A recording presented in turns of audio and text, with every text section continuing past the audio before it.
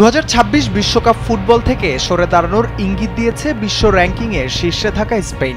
দেশটির মার্কা পত্রিকার এক প্রতিবেদনে জানানো হয়, ইসরায়েল যদি অংশগ্রহণের সুযোগ পায় তাহলে বিশ্বকাপ বয়কট করতে পারে স্পেন। যুক্তরাষ্ট্র, কানাডা ও মেক্সিকোতে অনুষ্ঠিতব্য আসন্ন এই টুর্নামেন্ট নিয়ে স্পেনের কংগ্রেসে আলোচনা হয়।